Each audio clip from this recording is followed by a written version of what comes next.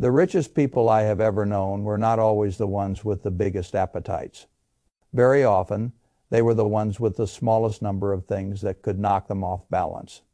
That is a lesson most people learn too late.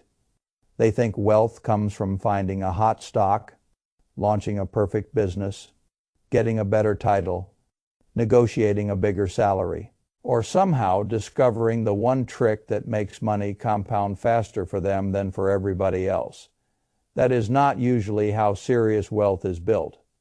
Serious wealth is usually built by reducing friction, reducing leaks, reducing the number of systems in your life that constantly demand maintenance, attention, and money. That is why I want to begin with a sentence that will sound too simple until you have lived long enough to see how brutally true it is. Needing less is one of the fastest ways to keep more. I do not mean that in the childish sense. I am not telling you to become a monk. I am not telling you to count coffee cups like some penny-pinching preacher who has never understood how people actually live. I am telling you that the most common destroyer of wealth is not low income. It is self-inflicted complexity. People earn more. Then they build lives that consume more than they produce. They add accounts, subscriptions, logistics, upgrades, obligations, memberships, little conveniences, visible luxuries, hidden luxuries, emotional spending, decision clutter, digital clutter, social clutter, and eventually they wake up in a life that looks sophisticated from the outside and behaves like a leaking machine on the inside. Then they ask where the money went. I can tell you where it went. It went into maintenance. It went into friction. It went into all the little systems you allowed to grow around your life until your life itself became the servant of those systems. That is why I have always had more respect for simplicity than for display. Display impresses strangers, simplicity compounds. That is the real difference. Now, if you want to build wealth that feels quiet, durable, and hard to kill, there are a handful of habits that matter much more than the financial industry likes to admit, because these habits cannot be wrapped in glossy product brochures. They cannot easily be monetized by people selling cleverness. They are too plain, too mechanical, too honest. They all have one thing in common. They reduce the number of ways your future can be robbed by your present. That is the whole philosophy. And I want to walk through it carefully, not as motivational fluff as a system. The first habit is to simplify the architecture of your money. I have met people who treat financial complexity like proof of intelligence. 8 accounts, 3 cards, a rewards account, a travel account, a holiday sinking fund, a switching bonus account they opened 2 years ago and never closed, a backup account for an app they no longer use, a different bank for a rate that changed 6 months ago. They think this makes them sophisticated. Usually it means they are running a bureaucracy around their own money. And bureaucracies are masters at producing the illusion of control while wasting time and attention. This is the first mechanism. I call it financial theater. A lot of what people call being organized is really just performing organization. They spend so much time managing containers that they stop seeing the cash itself. Every account has conditions, deposit minimums, transfer requirements, monthly activity thresholds, special rules, expiration dates on benefits. All of it consumes mental bandwidth. And mental bandwidth is not free. Every unit of attention spent keeping a petty financial machine alive is a unit of attention not spent on earning, investing, resting, thinking, or building something better. That is why I prefer ruthless clarity. 1 account for spending, 1 account for investing, 1 account for the emergency reserve. That is enough for most people. Not because more is immoral, because more usually does not improve the result. It only makes the flow harder to see. When the flow becomes easier to see, behavior improves almost by itself. You stop wondering where the money is hiding. It is not hiding. It is right there. Simplicity is underrated because it does not feel advanced. In finance, as in many things, the advanced answer and the simple answer are often the same answer seen clearly. The second habit is to cut decision fatigue before it cuts your judgment. I have never been interested in fashion as a competitive sport that has served me well. People think clothes, meals, routines, household systems, and repetitive daily choices are small things. They are not. They are a tax on attention. The human mind burns fuel with every decision. What to wear, what to order, what to buy, whether to browse, whether to compare, whether to upgrade. Every one of those choices consumes a little bit of your capacity. By the time the important financial decision arrives, many people have already spent their best judgment on nonsense. This is the second mechanism. I call it conserving cognitive capital. A good life is not one where every category is endlessly optimized for novelty. A good life is one where unimportant categories become so settled that your mind can ignore them. That is why I like a narrow wardrobe. Good shoes, good shirts, good jackets, interchangeable, useful. Replace when worn. Not because this is morally superior, because it is economically and mentally efficient. A person who owns 10 good pieces and uses them for years will often spend less than a person who keeps buying cheap replacements and making fresh decisions every season. The same principle applies to more than clothes, cookware, tools, bags, furniture you use every day, a mattress. Anything with high frequency of use should be evaluated differently from an impulse object. This is the third habit. Buy fewer things, but buy better things. People hear that and imagine luxury. I do not mean luxury. I mean quality with long service life. False economy is one of the most expensive habits in the world. A cheap object that breaks, frustrates, and requires replacement over and over is rarely cheap in total. A well-made object bought once and used for years is often much less expensive than its sticker price initially suggests. This is the third mechanism, I call it, cost per useful year. Most people buy based on the pain of the upfront number. That is how children think. Adults should ask a colder question. How many good years of use does this buy me?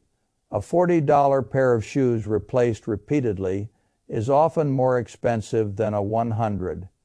$80 pair maintained and worn for 6 years.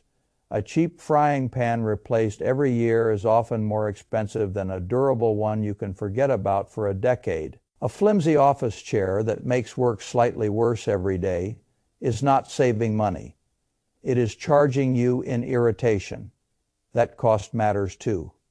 Not every purchase deserves premium quality, but everything you use constantly deserves to be judged by more than the first number on the tag. That is how intelligent frugality differs from performative cheapness. Now we come to the fourth habit, and this is where most retail investors sabotage themselves, do less. I do not say that because markets are impossible. I say it because human behavior is most investors do not underperform because they are dumb. They underperform because they interfere, they read, they react, they compare, they chase, they follow tips, they panic on the way down, they hesitate on the way up. They watch the portfolio like a heart monitor and call the anxiety responsibility.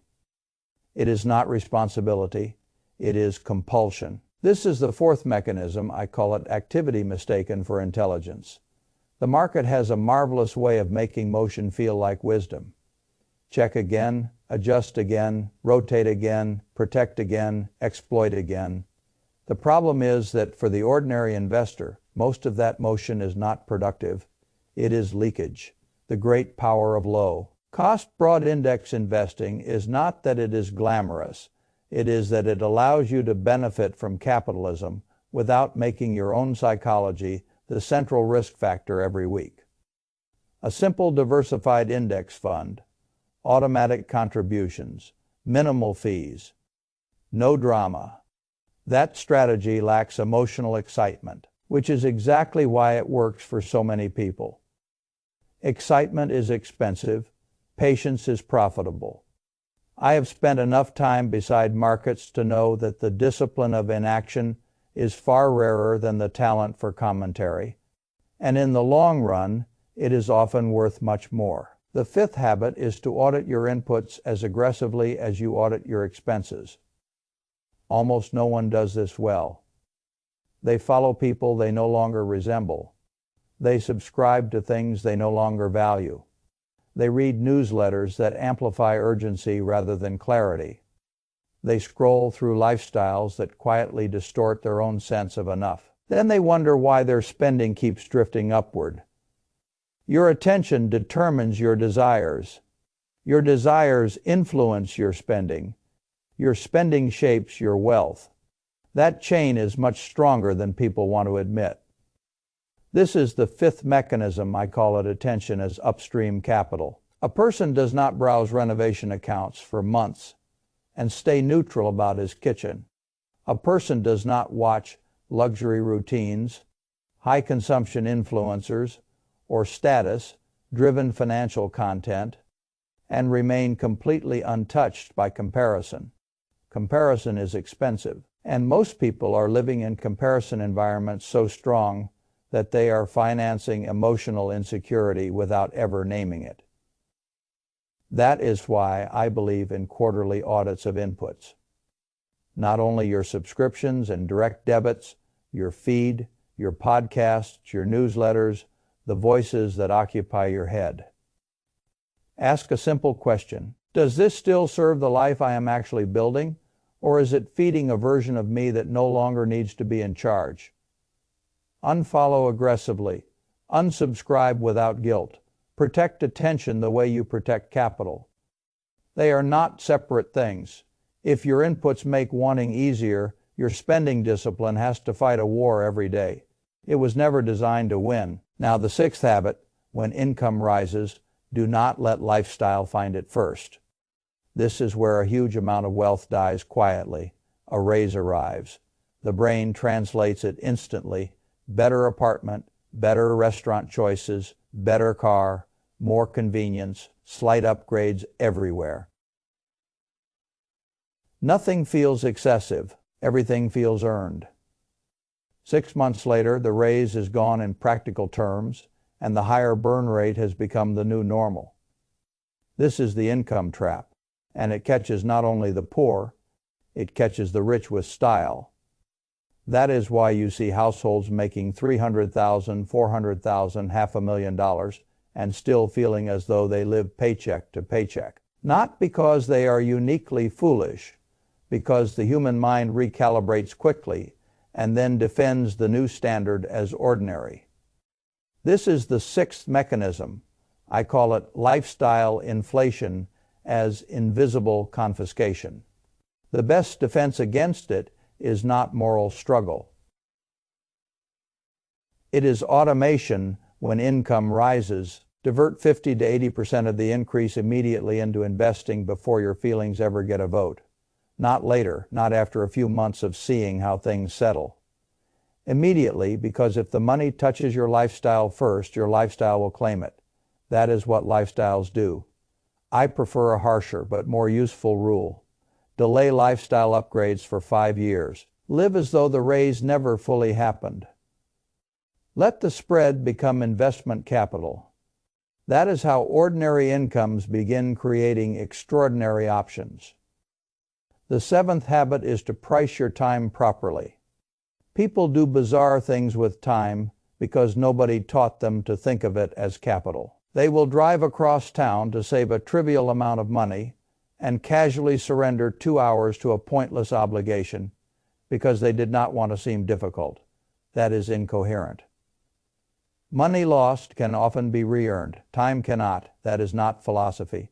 That is simple physics. This is the seventh mechanism. I call it converting hours back into ownership. If your time has economic value, and of course it does, then careless commitments are expensive. Not all at once, quietly. You say yes, the calendar fills. Your best hours get fragmented. The serious work moves later. The reading does not happen. The thinking does not happen. The relationship time gets diluted. The earning power work gets pushed aside by maintenance and politeness. Then years pass and the person says life felt busy but somehow not directional. Of course it did. He kept spending hours at a rate he would never have accepted if someone had sent him the invoice.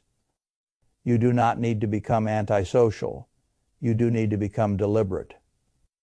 Before agreeing to something, ask the simplest question in the world. Is this worth the price in hours? If the answer is no, decline greatly. Every unnecessary yes is a theft from compounding. The eighth habit is to treat decluttering as a recurring discipline, not a heroic event. The modern world loves resets. One big weekend, one big purge, one dramatic clear out, then a new beginning that is emotionally satisfying and behaviorally weak, because accumulation is continuous. Desire is continuous. Convenience is continuous. Marketing is continuous. If you declutter once and then return to ordinary unexamined consumption, the clutter comes back because the behavior producing it was never interrupted. That is why I believe in seasonal review. Every quarter, not when it becomes unbearable. Not once a year when the house begins feeling accusatory quarterly. You go through what you own and ask the only questions that matter. Have I used this? Would I buy it again today? Is it helping the current version of my life or serving a fantasy version I have already outgrown? This is the eighth mechanism. I call it regular confrontation with prior spending. There is no better antidote to impulsive buying than spending an afternoon handling the physical evidence of previous impulsive buying. The shirt you never wore, the kitchen gadget you used twice, the storage boxes for a hobby you abandoned, the duplicates, the things purchased in a brief identity phase that no longer resembles your actual life. That confrontation is educational. It takes abstract overspending and makes it tactile. Now, the future purchase has to compete not with fantasy, but with memory. That changes behavior. Clutter is not only a space issue, it is a financial feedback mechanism. Used properly, it can teach you what your money keeps trying to say. The ninth habit may be the most practical of all. Make spending annoying.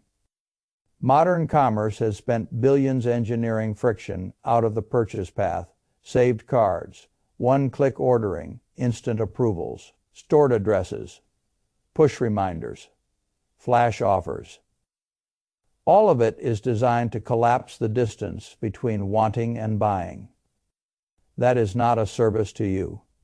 It is an extraction system. And the most sensible defense is not stronger willpower. It is restored friction. This is the ninth mechanism. I call it making desire wait long enough for intelligence to catch up. Delete shopping apps, remove saved payment information, turn off one-click buying, set a mandatory waiting period for non-essential purchases. 48 hours at a minimum, longer for bigger amounts. If a purchase still makes sense after it survives delay, maybe it is real. Most desires do not survive delay. That is why delay works. It is not inconvenience, it is filtration. And a person who makes buying slightly harder often discovers that a surprising amount of spending was never a deliberate decision to begin with. It was simply the path of least resistance. Now, if you step back from these 9 habits, one thing becomes obvious. They are all doing the same deeper job. They are all reducing noise, reducing maintenance, reducing the number of ways your life can quietly consume more than it produces.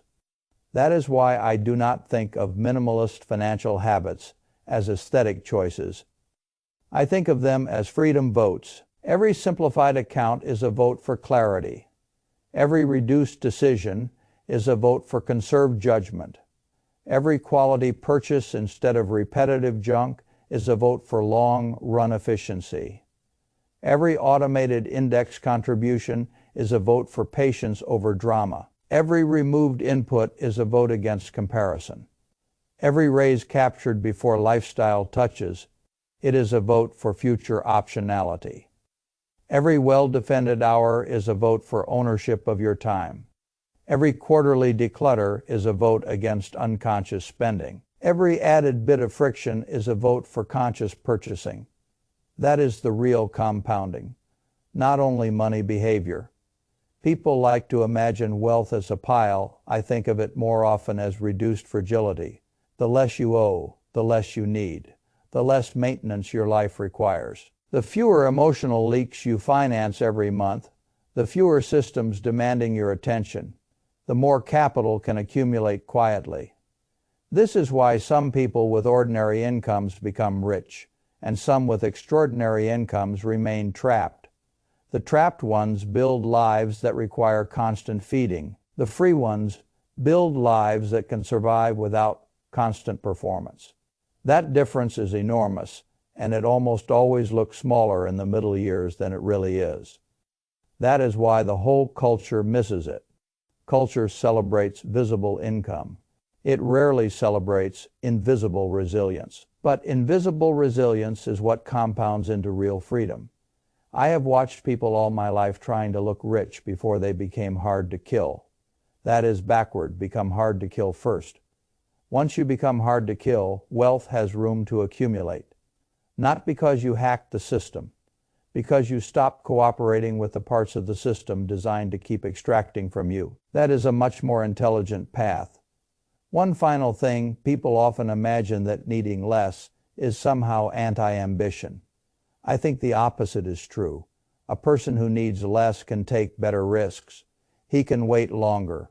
He can say no more easily. He can leave a bad arrangement sooner. He can hold through market noise because his life does not demand that every quarter flatter him. He can invest with a calmer hand because his expenses are not screaming at him from every corner of the room. That is why minimalism, properly understood, is not about shrinking your life. It is about reducing the number of financial predators that get a claim on your future before you do. And once you do that long enough, something beautiful happens. Money stops feeling like something you chase. It begins feeling like something you keep. That is a very different experience. And in the long run, keeping is what creates the options people confuse with luck. Now let me close this plainly. The point of all of this is not to build a smaller life. It is to build a cleaner one, a life where your money has fewer escape routes, a life where your attention is less hijacked, a life where your calendar is not constantly being sold off, a life where your purchases are more intentional, a life where your investing is quiet enough to survive your own emotions, a life where income increases actually stay increased because you intercepted them before vanity could absorb them. That is what freedom looks like in financial terms. Not more complexity. Less, not more products. Fewer, not more signals. Cleaner signals, not more movement. Better direction. The world profits when you remain overstimulated, overcommitted, overconsuming, overcomplicating, and underinvested. You profit when you reverse that pattern. That is why these habits matter. Not because they are minimalist, because they are. And over a long enough life, profitable habits beat impressive intentions every single time.